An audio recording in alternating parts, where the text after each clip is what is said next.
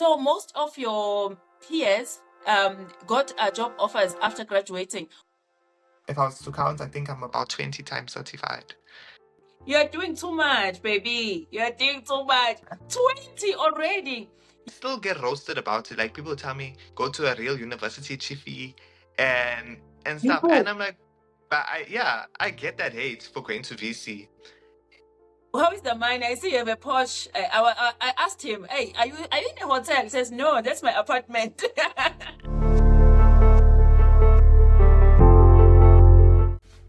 Hey guys, welcome to the village. Today we have Uli, a young man that is employed at one of the big tech firms. It's called FAANG. Do you know what FAANG means? It means this. This is what FAANG means. He's here today. His job title is Business Intelligence Analyst. He holds a computer science degree from Varsity College. What were you saying about private colleges? What were you saying about private colleges? Yeah, that's where it's at. And also, he's got about 20 certifications at 21 years old. Let's welcome Lee to the village. Hello, Lee. How are you? Hi, Bonnie. I'm good, and you? Good, good. Please say hi to the village. This segment is Tea with the Village. You are having tea with us. So say hi to the village. Hi, village. Okay, thanks Lee for making time to have this chat with us. I'm proud of you already, and I know the village is going to be proud of you as well. Tell us, was computer science your first choice? Is it something that you really wanted to do, or it just happened? You know, there are people that will say, oh, I've always wanted to be a software engineer. I've always wanted to be this. Was it the same case with you? Actually, no. I did have like two other options, and then it was computer science. So I don't know What whether was you the want other me to option? mention this. So You my can. first one was biological science, and then my second one was law. Yeah, and then there's a story about the two. Okay. Okay. Did you try to get to like public universities? Yeah, I did. I did get in. And then Uh-huh. obviously it was just me making my choices about where I want to go and also calling lecturers there and finding out certain things that led me to make my decisions. Mm. Wow. Okay. Why data analytics as a specialty? Did it find you, or is it something that you were set on doing from first year, or is something that happened during your time at university? So like while I was studying my third year at Varsity College, I actually met up with some of the data analytics postgrad students. So then I was finding out what they're doing and things, and I was also a part of a lot of projects in campus. And then specifically for my one module, I was working with one of the postgrad students in data analytics, and they made an AI model that we were integrating into our systems there. So working with it and seeing how it works was very cool for me. I actually liked it a lot. And for me, those people were like really smart. So I was like, yo, I want to go and do these things. And then they looked like they were having a good time too. So I wanted to be a part of that. So that's also what led to my decision. But also the world is revolving, like evolving around data. Like everything's becoming Mm. data. I mean, your ChatGPT, all of those is made by data scientists, machine learning engineers. That's all data. So that I was leaning more towards that and that trend. Mm. Okay. What type of a student were you at college, at Varsity College, at university? Like, were you a top student, high achiever, or you were like average? I was a top student. Like everyone knew who I was. As soon as I entered, oh, Daisy again. I was always talking loud. Presence was known, very active and engaged. So I wasn't quiet. Right. Tell us about the activities at school because you know what? I know sometimes like what you do, not at school, sorry, at university, right? During your learnings there, I know that can sort of like contribute towards getting you like your first job. So what type of activities were you involved in? So I used to engage in a lot of stuff. So I also was working with the campus. Example, I was doing like registration support, IT support. I was also a tutor for like programming, cloud development. So for a lot of the modules and building relationships with lecturers. And then third year we had a module called Work Integrated Learning, and that's actually Mhm. where external companies come in and they say we want this solution, this solution, this solution, and then they go ahead and they make the learners go ahead and develop these solutions for those companies. Mhm. Now, engaging in like projects like that, they get you a lot of exposure. So I was a part of one called Smart Hydro, which was an AI IoT hydroponic um, farming solution, which is basically growing plants using AI. It requires no soil, just water, and it's completely natural, pesticide, herbicide Mhm. free. So that was Mhm. kind of like my really big break, and it's actually giving me so much of exposure. Literally, midnight today, I had a meeting, well, a conference with Canada, presenting my paper on it. And then, like, on the 3rd of August, I'm leaving for Namibia about it. So I had a lot of exposure with the big projects I've been in. So you're leaving for Namibia? Yep. Wow. It's actually Hey. deployed all around the world. So it's in like the solution that I've been working on. It's in India, it's in Denmark, Namibia, it's all over South Africa. It's in Cape Town. So how did you land your job at the big tech? We call it FAANG, right? And yeah, One of the FAANG companies, aka big tech. How did that opportunity come about? I already see Uguti, you were someone Jay, who was really like involved, but just take us through that experience. How did you land this opportunity? sure, no problem. And just to give backstory, it wasn't Mhm. actually it was the third job I applied for. So first time around I applied for like, well, the first two times I applied at different companies and I got the interviews. I got both the jobs. But the second job I thought I was going to do. But then so Mhm. happened this was around, and I'm going to mention like time frames. I'm going to Mhm. say I applied in October, and like around November time I had my first interview, and then Mhm. December was my second interview. And keep in mind, I was the last person to get like any callbacks from any company in campus, and I was the most engaged, top achiever. But it doesn't matter sometimes, it Mhm. doesn't matter to some Mhm. companies. And I wasn't getting any callbacks, and in some other companies they were like, fail, we declining. So I was like, oof, okay, like my morale was low. I saw the Right. post in October. I made a CV, I applied, and that's the CV I sent to you actually. Same CV. Yeah. Um, and then I got the second interview literally around 18th December. Right. And it was a 2-hour interview. And one part was technical, one part wasn't. It was just speaking. And I haven't heard anything from them. Mhm. And so then I'm sitting at home and I'm like, yo, unemployment is real. And so it happens in February. I was actually packing my bag. I was ready to leave for Joburg because I got a job there. And I get the Mhm. phone call. The job is yours. Come to Cape Town. Hey, So, I unpacked my bag. I unpacked my bag same time. This was a day before I could leave to Joburg. So yeah. I unpacked my bag. I called the other place. I said, hey, sorry, man.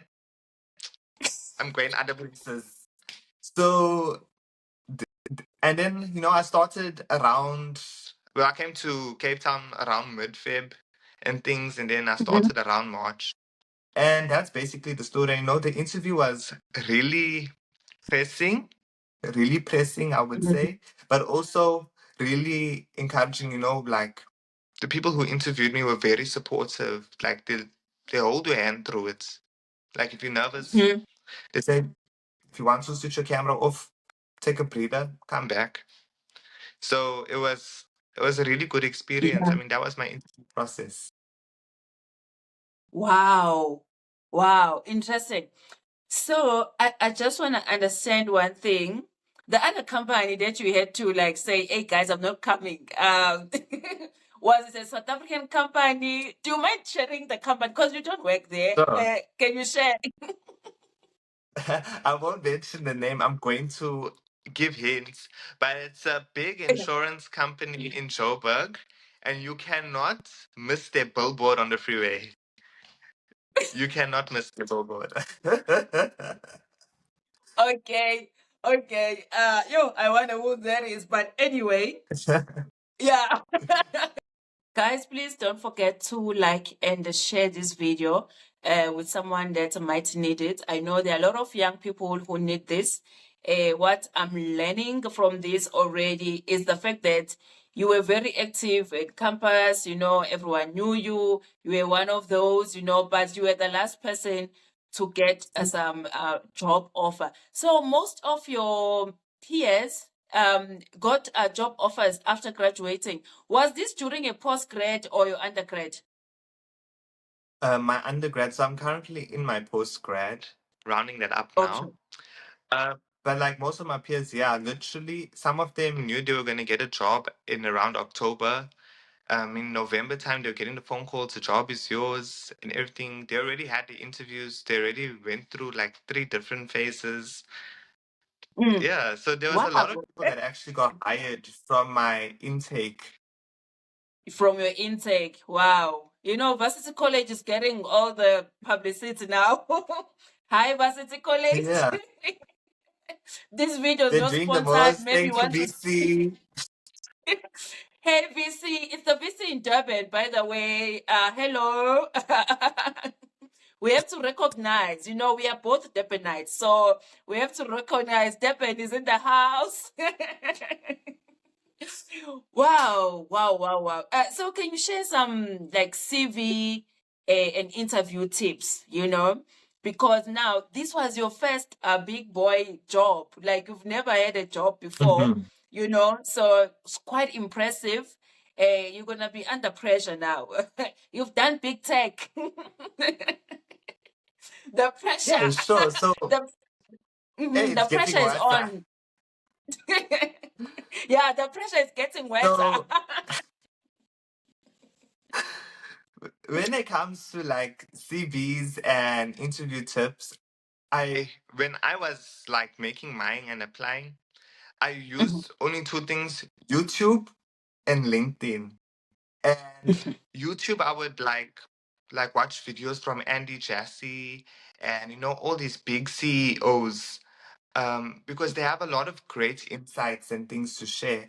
And when it comes Mhm, to LinkedIn, you always see posts on LinkedIn. People are posting their CV, say like, "I worked in FAANG. Here's our top 5." Da da da da da. What? And then they're posting their CV. This is my CV.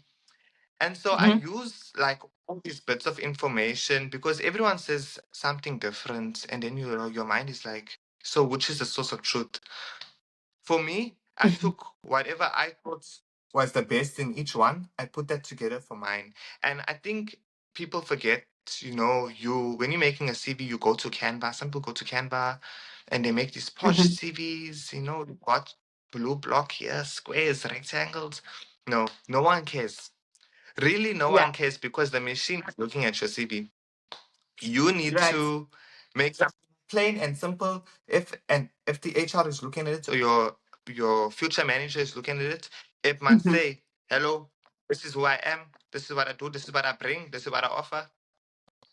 Straight and Boom, simple. I boom. mean, especially if you got no like employment history or no skills or very little skills, you really don't need 2 pages. Please, 1 page. one page, let it tell the story for you, let it, and actually speak a lot about yourself, speak a lot about your goals, speak a lot about where you want to be. You know, people want to hire someone with ambition, drive, who's hungry to learn and hungry to grow. And you have to Yeah. show that. And you have to show at the same time that you bringing something to the table. You're not coming with nothing. I'm looking down because I want to check your CV as we are chatting. So I'm looking at it. Okay, cool. Lee, under your extracurricular activities, there is SAT, NAC, and you were a finalist there. Can you tell us what is it and how does it work? So, SATNAC is the South African Telecommunications Networks and Communications Conference, and it happens every year. And basically, I enrolled in it. I participated in the event. It was over like a time frame. I'm going to give estimates like about 3 months to 4 months. Mhm. And basically, remember I mentioned earlier the Smart Hydro project, that AI IoT hydroponic system. I enrolled with that. So I took that, I entered the competition, and we went step by step. We met industry leaders, and it's actually held by a bunch of people. There's a bunch of different companies that come into play for that, like Deloitte, PwC, OpenServe, Huawei, really big companies that engage with Mhm. that program to find one of the Wow. brightest, greatest minds in South Africa and ed on SABC. So I was a finalist on that. And I had a Wow. mentor there who was an industry leader that also took us along the way. Wow, impressive stuff. Guys, please leave any questions you might have for Uli. I know there is a lot you can learn from him. I know he just got started, but you know, he can share a few tips there and there. Share some interview tips with us. So, a few interview tips I like to say is always be positive in everything you say. Everyone loves a positive attitude in the workplace, a positive body, you know. Bring a good smile, bring the energy. If your employer isn't vibrant, you be vibrant. You bring that energy to the room. And yeah, just shock them with your personality, you know, and genuinely just be yourself. Be yourself. Like when I had my interview with FAANG, I literally told my employer, I'm Mhm. coming to Cape Town. I told him, I'm coming to Cape Town. Same time. Yeah. No questions asked. Yeah, so you must be intentional about what you want. If you want something really bad, you know, when you in desperation, there's no fear. So be yourself. There's only hope. Hope you get the job. Like that's Mhm. it. You just gotta be intentional, be confident. Don't be arrogant though, but be confident. Trust yourself, be yourself, speak your mind, disagree sometimes, explain your point of view, and tell the story, tell your journey, and make sure they understand who you are, the things you're able to bring. Mhm. That's basically how an interview works. It's about you. So tell your story. Did you have one set of like one round of interview? It was 2 hours, but was it one round of interview? So it's actually like basically three. It's three Okay. interviews. So the first one's a call. The second one is your technical, and then the third one is about more about yourself. Oh, okay, okay, okay. And when you were applying, I just want to understand your state of mind. When you were applying, you saw, oh, this is one of the FANG, this is big tech. Um, did you say, ah, but no, maybe, oh, they will never, like, you know, oh, you were like, hi, I'm applying, la. I want to see what's gonna happen. It's the second one. I said, I'm applying. God, you deal with this. You tell that manager I'm coming to Cape Town. I'm not wasting time. So I was very confident in myself because I knew my skills, I knew what I brought to the table. So I was confident in myself. And then at the same time, also where I had concerns, I spoke to my lecturer. I actually had a lecturer who also worked where I'm currently working. He also Okay. helped me like in classes, and you know what? We really underestimate our lecturers, hey? They don't tell us things, but they plant those seeds along the way in the things they say. And then it comes back in the Mm. interview and you're like, oh, so this is what he was talking about all this time, setting us up for success. Awesome, awesome. So, Lee, in most cases, most young people dream of going to these big traditional universities. I want to be at BETS, I want to be at UKZN, UCT. Were you ever worried about being in a private college? When I was in matric, yes, I was. But also, I took the liberty to actually call and find out. That's the only way you're going to know for yourself.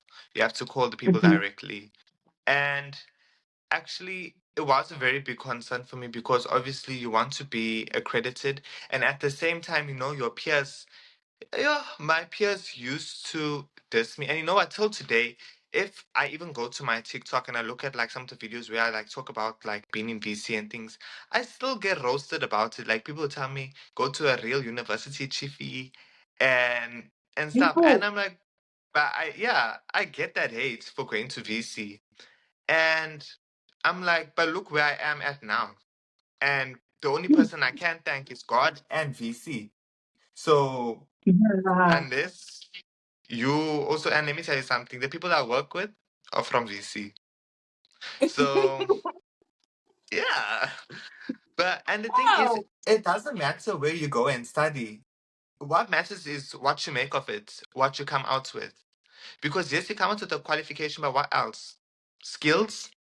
Because the working environment is more than just an exam paper. It's practical. Mm. It's practical skills, it's practical knowledge.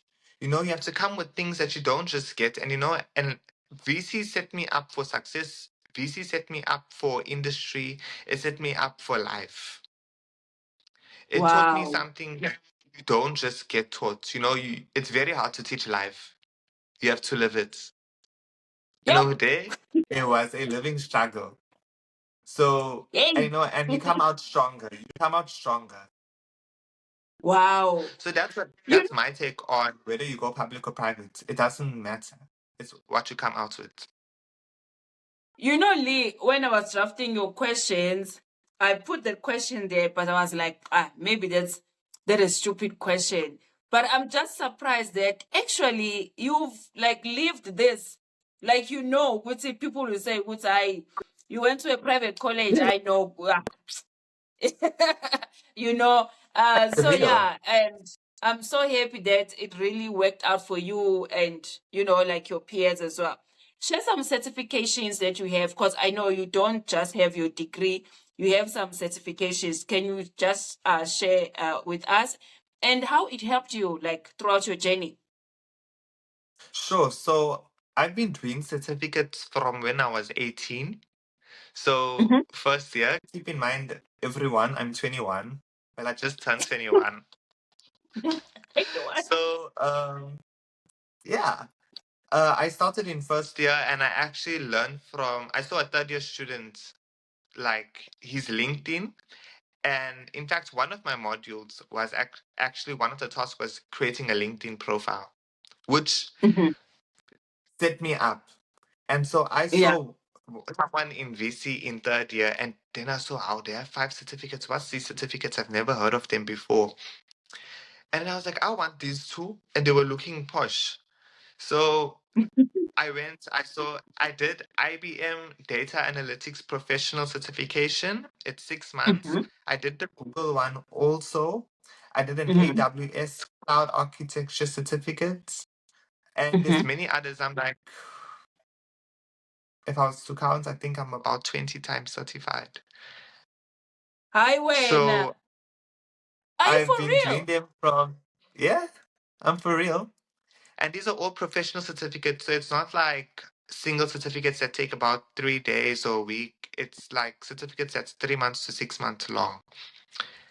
And I've just Mhm. been accumulating those. I've been collecting them like infinity stones and, always learning. And I've been doing this in the midst of exams. In the midst of Yeah. exams, first year, second year, and third year. Even now, I'm working and I'm writing exams, doing my honors. Yo, And I hi, was working. Colleen.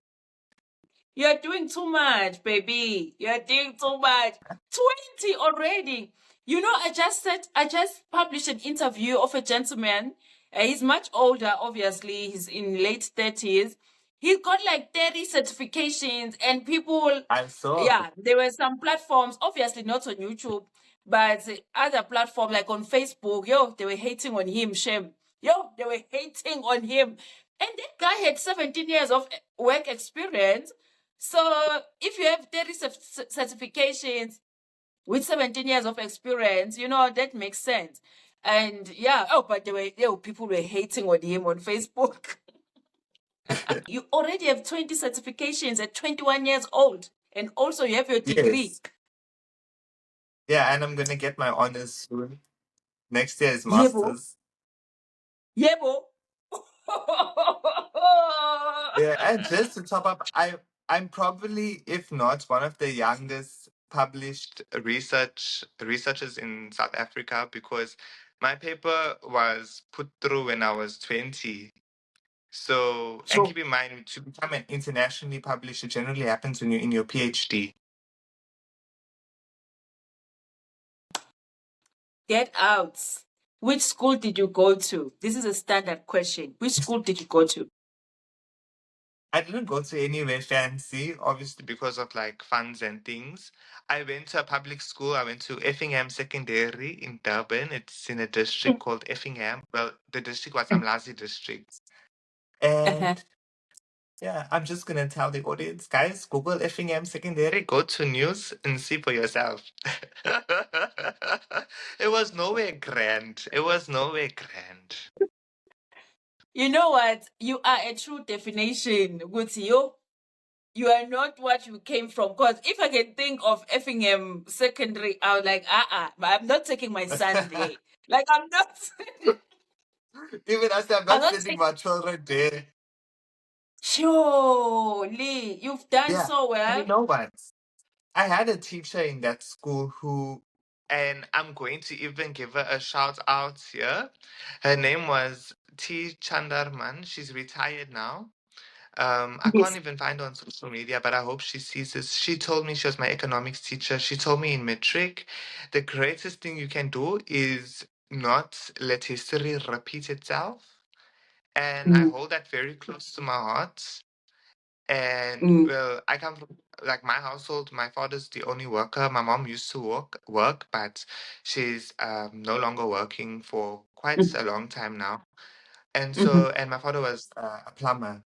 So mhm. she literally like motivated me, and I held it in my heart. First year, second year, third year, even now till, and I'm gonna hold it in my heart forever because yeah, teachers, they leave a lasting impression. Yes, yes, the right teachers. And I'm sure she's proud of you. I hope she sees this. Oh my God, we're gonna put the spelling of her surname here. I hope she sees this. And I mean, I'm proud of you, and I know the village is proud of you as well. Advice for young graduates like yourself. The advice I give would be don't give up and also study hard. Remember, some people will tell you, oh, your marks doesn't matter, it's just your qualification. Maybe when nepotism is involved, that's the case. But in cases where you don't have contact in South Africa and Mm-hmm. it's just you, study Mm-hmm. hard, work hard, play hard. From the get-go, make sure your base is strong, that you understand your fundamentals. They will come back to bite you when you're in your interviews and they ask you things in first year. So understand your fundamentals, build upon yourself. Remember, run your life like it's a business. You want it to flourish. So make sure that you don't settle for less. Always insist on the highest standards. You know, just Mm-hmm. keep building upon yourself. Get your degree. Make sure you do certificates. Find your niche. Find what you like to do. Me, I used to like to do a lot of Right. things, but I can't do a lot of things. I had to pick something. So I picked where the bucks were at. But don't do that. Pick what you like. Pick what you Yeah. like.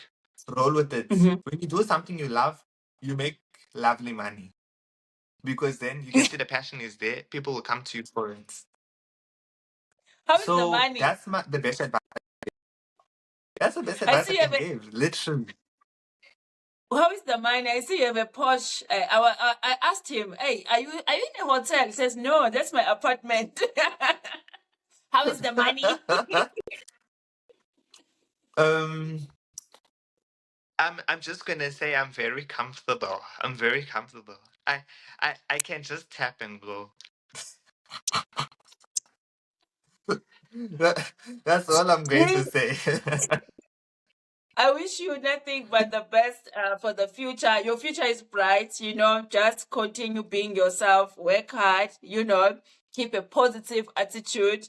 I met this young man on TikTok, like most of my guests. I was like, oh, this is interesting. I want to interview him, and we got on DMs, and we are here now. Well done, Lee, and shout out to VC. And they need to sponsor me because this video was literally about them.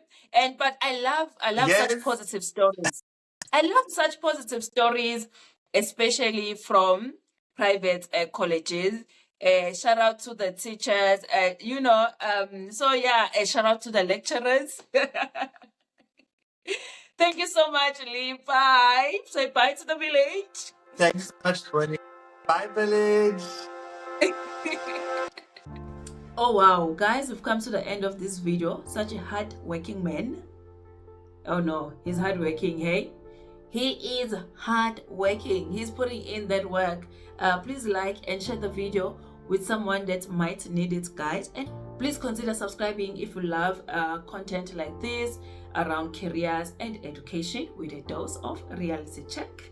We'll see you on the next video. Bye-bye.